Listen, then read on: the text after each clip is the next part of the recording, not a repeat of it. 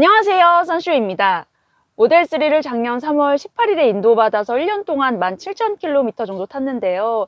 이제 자동차 업체들이 전기차 전용 플랫폼 모델에 집중을 많이 하고 있고 순수 전기차로 전환하는 계획들을 발표하기 시작하면서 요즘은 전기차에 대한 관심이 확실히 더 높아진 것 같아요. 그래서 지금 왕복 700km 정도 되는 거리를 가는 길에 충전도 하고 오토파일럿도 사용해 보면서 여러 가지 얘기들을 해보려고 합니다.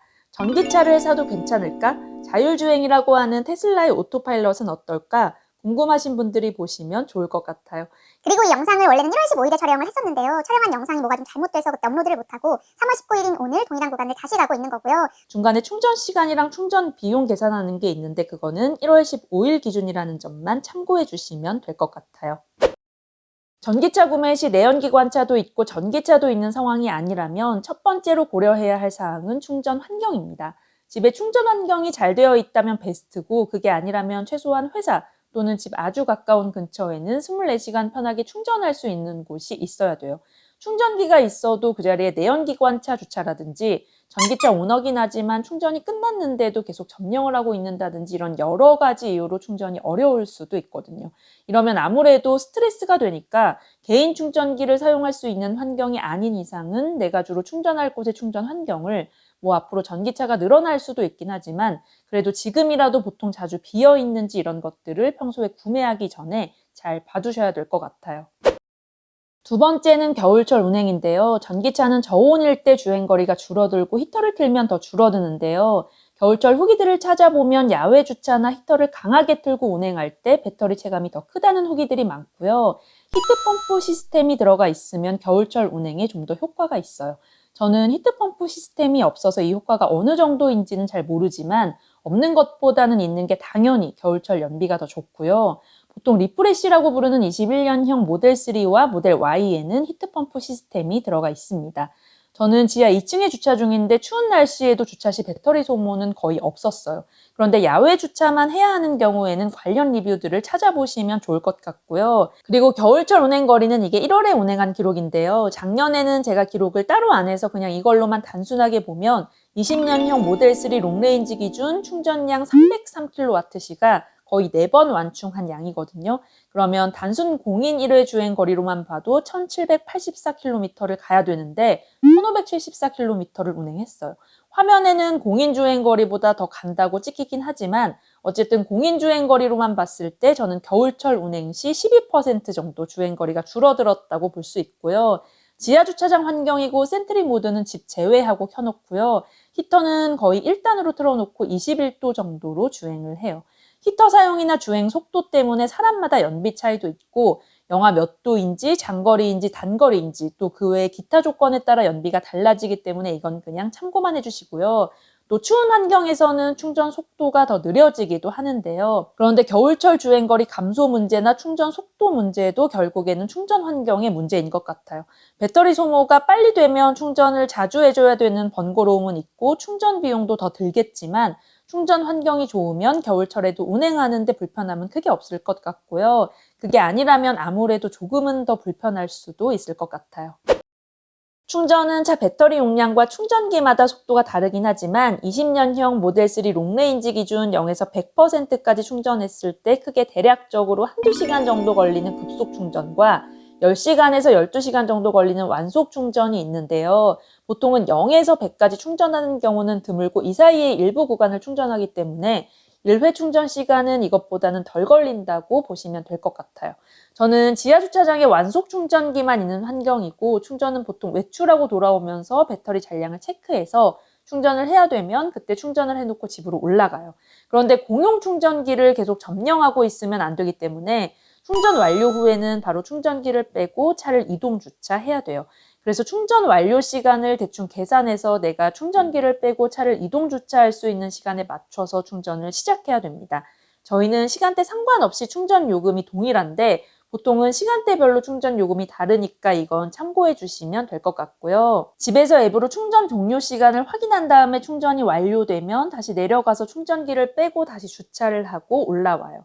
저는 차를 매일 운행하지는 않지만 매일 운행을 하더라도 공용 완속 충전 환경에서는 퇴근하고 돌아오는 길에 충전을 하고 쉬다가 다시 내려와서 빼든지, 아니면 충전 시간이 좀 길다 이러면 집에 올라갔다가 밤에 다시 내려와서 충전소로 차를 이동 주차한 뒤에 충전을 하든지 이렇게 한 번 정도는 왔다 갔다 해야 되는데요. 이 한 번이 지하 주차장 왔다 갔다 하는 건데도 어쩔 땐 귀찮아요. 지금도 4시 39분인데 28%에서 80%까지 충전을 하려는데 6시간 20분 걸려서 11시에 끝난대요. 밤 11시에 내려가려니까 귀찮아서 그냥 충전 덜 하고 빨리 뺐는데요.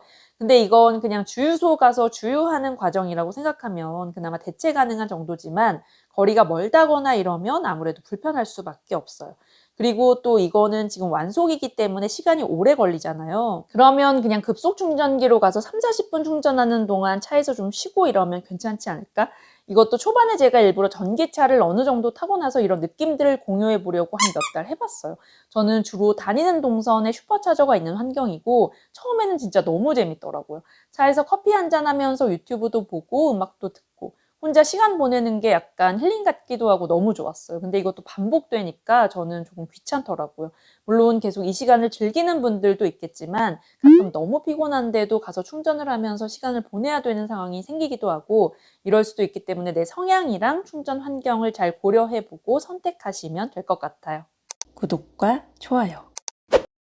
이번에는 장거리 운행 시 충전은 어떤지인데요. 전기차와 테슬라라는 이 조합은 사실 유지비랑 오토파일럿 때문에 연간 운행 킬로수가 많으면 많을수록, 시내 주행보다는 고속도로 주행이 많을수록 분명히 좋은 선택이거든요. 그런데 장거리가 너무 많으면 충전하는 것 때문에 오히려 불편함이 있을 수도 있어요. 모델3에서 가장 주행거리가 긴 롱레인지의 공인 1회 주행거리는 21년형 기준 528km고요. 한 번에 갈 수 없는 거리를 자주 가야 된다거나 출장이나 외근이 너무 많아서 중간중간 충전을 많이 해줘야 된다거나 뭐 이런 경우인데요. 지금 거의 350km 정도의 거리를 가는데 왕복 700km잖아요. 이 정도 거리를 가면 저는 보통 내려가면서 한 번, 올라오면서 한 번, 2번 정도 중간에 충전을 해요. 저는 20년형이라 주행거리가 더 짧다는 점 참고해 주시고요. 모델3 롱레인지 기준 공인 1회 주행거리는 21년형이 20년형보다 50km 또는 82km 더 길게 갑니다. 지금 경북 쪽 가는 길인데 가는 길 동선에 있는 상주 슈퍼차저에 들른 거고요. 배터리 잔량 42에서 90까지 48% 충전 29분. 올라올 때도 역시 상주 슈퍼차저에 들려서 배터리 잔량 33에서 90까지 57% 충전 34분 걸렸어요. 지금은 평일이라 좀 한산해서 2번 모두 가장 빠른 속도로 충전을 한 거고요. V2 슈퍼차저 이용 시 옆에 충전하는 차량이 있으면 충전 시간은 지금보다 더 길어집니다. 그리고 공용급속 충전기를 이용할 때도 충전 시간은 조금 더 길어지고요. 충전을 하러 갔는데 자리가 없어서 다른 충전기를 찾아야 할 수도 있고 대기를 해야 하는 경우도 있을 수 있어요. 저는 배터리를 좀 여유 있게 쓰는 편이라 이렇게 나누어서 2번 충전을 한 건데요. 목적지에 도착해서 충전이 가능하다면 충전 시간을 길게 해서 한 번만 충전을 해도 되는 거고, 휴게소에도 충전기가 있어서 장거리 운행할 때는 휴게소에서 밥 먹을 때나 쉴 때 충전기가 비어 있다면 중간중간 충전해도 돼요. 충전 속도는 여러 가지 상황에 따라 다를 수도 있기 때문에 이런 부분들은 감안해서 충전 시간 참고해 주시면 될 것 같아요. 그리고 공용 충전 시설은 계속해서 점점 늘리고는 있지만 그래도 아직 많이 부족하고, 또 초급속 충전기 역시 늘리고는 있지만 아직까지는 많이 없기 때문에 지금은 당연히 불편해요. 전기차 완속 충전기 14시간 이상 점유 시 과태료 10만 원을 부과하겠다, 이런 개정안도 발표를 했고, 물론 앞으로 충전 편의 개선이 계속해서 될 테지만 아직은 불편할 수 있다. 이 부분은 꼭 감안해서 내가 장거리 이동 시에 어느 정도 충전 시간을 중간에 할애할 수 있을지 이런 거 생각해보고 결정하시면 될 것 같습니다. 크게는 차량 유지비랑 각종 전기차 혜택이 있을 텐데, 차 가격은 내연기관차 대비해서 지금은 저렴하지 않기도 하고 시간이 지나면 오히려 내려갈 수도 있고 어떻게 될지 모르기 때문에 차 가격은 빼고 그 외의 것들만 지금 현재 기준으로 얘기를 해보면, 전기차는 살 거라면 빨리 살수록 혜택을 더 많이 보기는 하는 것 같아요. 보조금도 점점 줄어들고 있고 고속도로 통행료 50% 할인 혜택도 2년 연장돼서 일단은 22년까지고요. 전기차 충전 요금 할인 혜택도 작년 7월부터 단계적으로 축소 중이라 올해 7월부터는 할인율이 더 줄어들고 22년 7월부로 할인 혜택은 완전히 종료됩니다. 그 외 혜택은 공영주차장 50% 할인, 세제 혜택 정도가 있을 것 같고요. 또 엔진 오일이라든지 이런 소모품 교체 비용도 절감되는데 이건 비용도 비용인데 신경 써서 갈아줘야 되고 이런 게 거의 없으니까 저는 이게 너무 편하더라고요. 19,000km밖에 안 타긴 했지만 워셔액 한 번 갈아준 게 다고요. 그러면 왕복 700km 정도를 갔을 때 내연기관 대비 어느 정도 비용이 절감되는지 한번 볼게요. 단순 계산이고요. 톨게이트 비용까지 해서 약 104,000원 정도 절감됐어요. 겨울이라 히터는 켜고 주행을 했고요. 저는 연비는 신경 쓰지 않는 타입이고 또 전기차 충전 요금은 충전기마다 다 다르기 때문에 이 부분 고려해서 참고만 해주시면 될 것 같아요.